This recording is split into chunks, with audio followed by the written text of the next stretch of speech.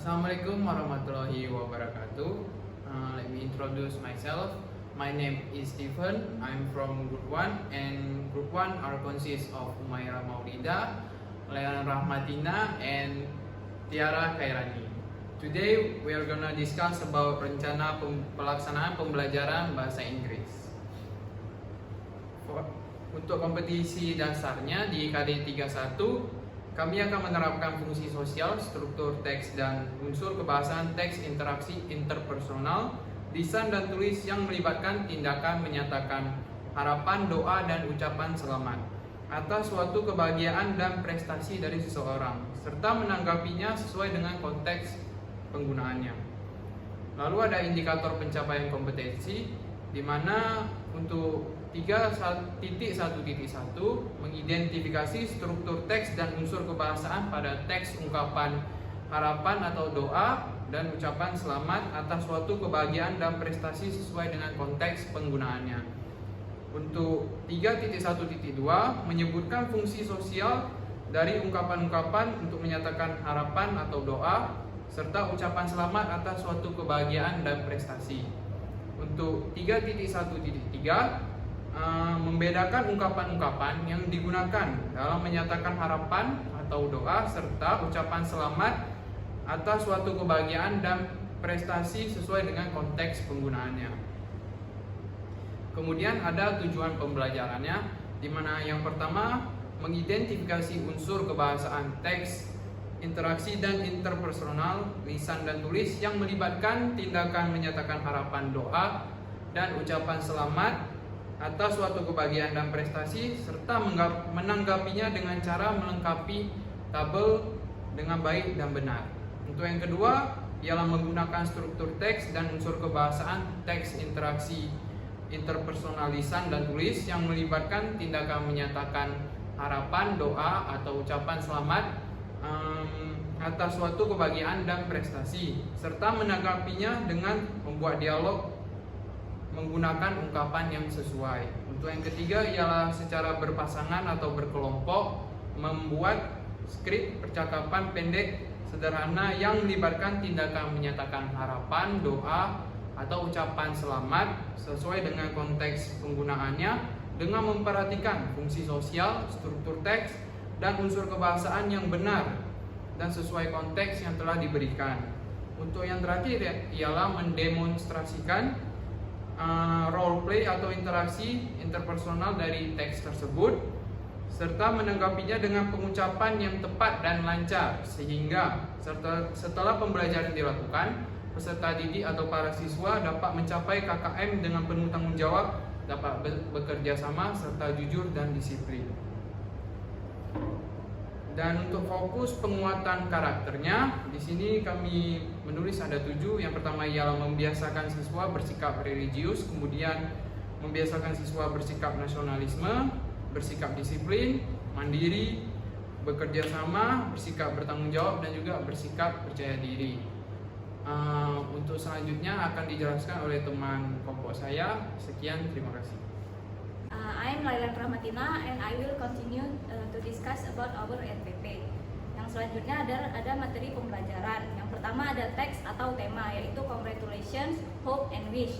Kemudian ada fungsi sosial teks, menjalin dan menjaga hubungan interpersonal, tindakan komunikatif secara interaktif to congratulate others for their fortunes and achievements, atau memberikan ucapan selamat kepada orang lain atas kebahagiaan dan prestasi, and then to express hopes and wishes to others, atau memberikan doa, harapan, dan keinginan untuk orang lain supaya dikabulkan apa yang dicita-citakannya, apa yang diharapkannya.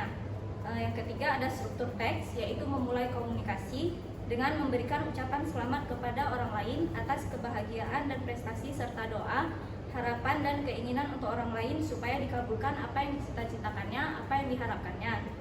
Lalu merespon, yaitu dengan menjawab, menyanggah, mengiyakan, atau balik bertanya. Dan yang keempat ada unsur kebahasaan. Yang pertama ada kosakata seperti hope, so, congratulations, happy for you. Dan yang kedua ada tata bahasa seperti will dan can. Kemudian ada penggunaan nominal singular dan plural secara tepat, dengan atau tanpa a, the, this, those, my, their, dan sebagainya secara tepat dalam frasa nominal. Kemudian ada ucapan, tekanan kata dan intonasi, lalu ejaan dan tanda baca. Kemudian ada metode pembelajaran. Proses pembelajaran dilakukan dengan menggunakan metode diskusi, tanya jawab, kerja kelompok, penugasan dan presentasi yang didukung dengan teknik problem based learning. Kemudian ada media dan bahan. Media yang digunakan adalah slide PowerPoint atau TPEG. Kemudian teks dialog dan video YouTube tentang congratulations, hope, dan wish. Lalu bahannya ada laptop, papan tulis, dan buku. Kemudian untuk sumber belajarnya ada dari situs internet, yaitu 2 dari situs YouTube. Kemudian buku, yaitu buku penunjang kurikulum 2013 mata pelajaran bahasa Inggris, When English Ring the Bell, kelas 9, Kemendikbud 2016. And next will be explained by my friend. Okay, I will continue the explanation about this RPP. Jadi ada langkah-langkah pembelajaran yang akan dilakukan. Yang pertama, pendahuluan. Pada pendahuluan ada orientasi, aperpepsi, dan motivasi. Pada bagian orientasi, guru membuka pembelajaran dengan salam, berdoa, dan juga mengecek kehadiran peserta didik.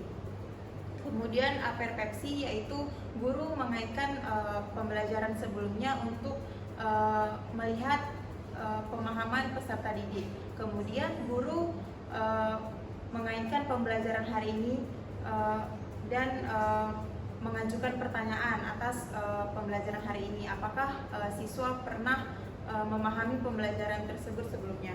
Kemudian motivasi, guru memberikan gambaran tentang pembelajaran yang akan dipelajari dan kemudian materi-materi pada hari ini serta menyampaikan tujuan pembelajaran kepada siswa. Setelah guru melakukan bagian pendahuluan, guru memasuki bagian inti pembelajaran. Yang pertama, langkah pertama mengamati atau observing. Pada bagian ini, guru membagi peserta didik menjadi beberapa kelompok atau berpasangan. Kemudian guru meminta peserta didik untuk menyimak beberapa dialog tentang congratulation, hope, and wish.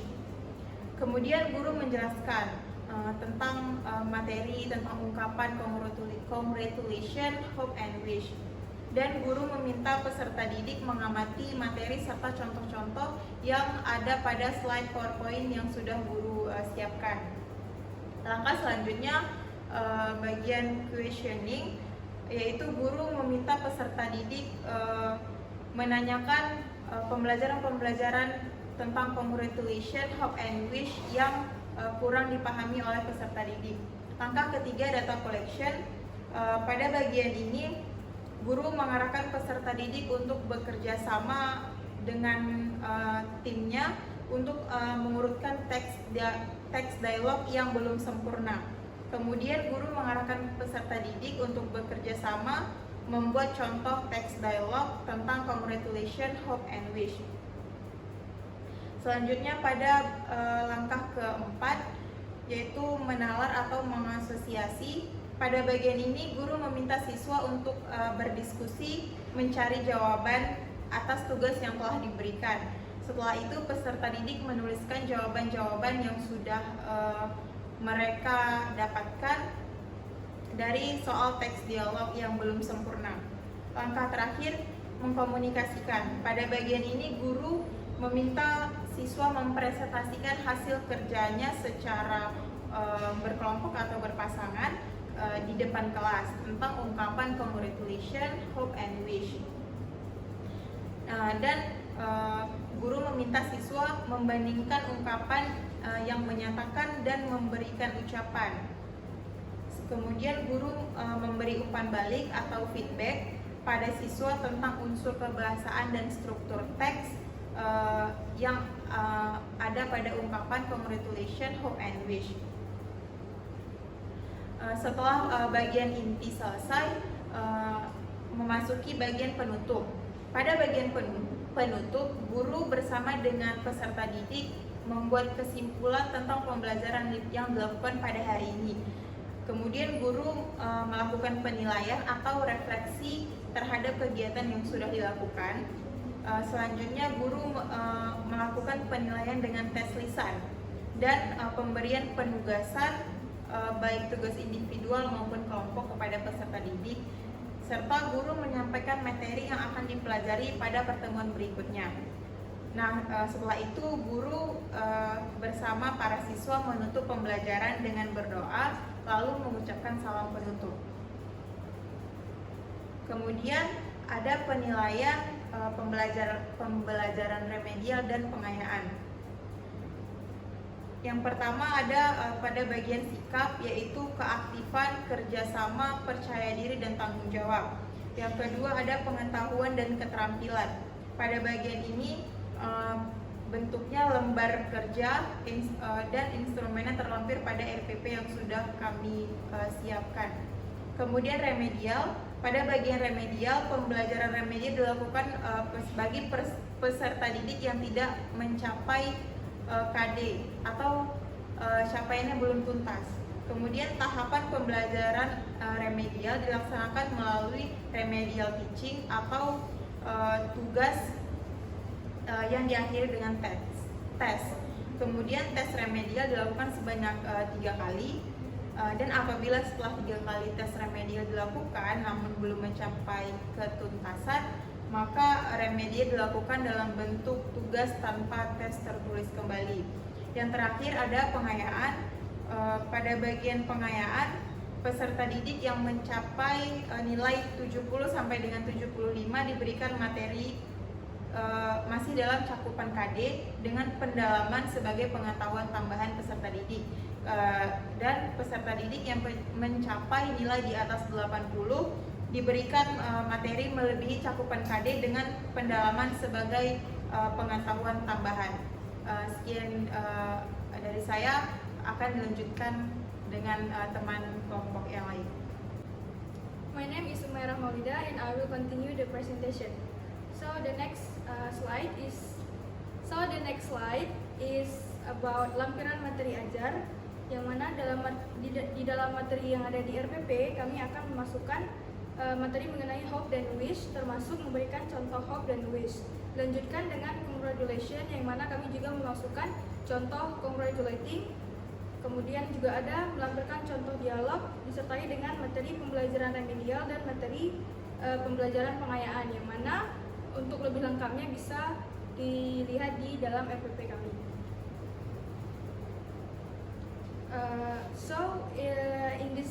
In our RPP there are total of 10 questions, 5 lots questions and 5 hot questions. And then I will start first with the lots questions.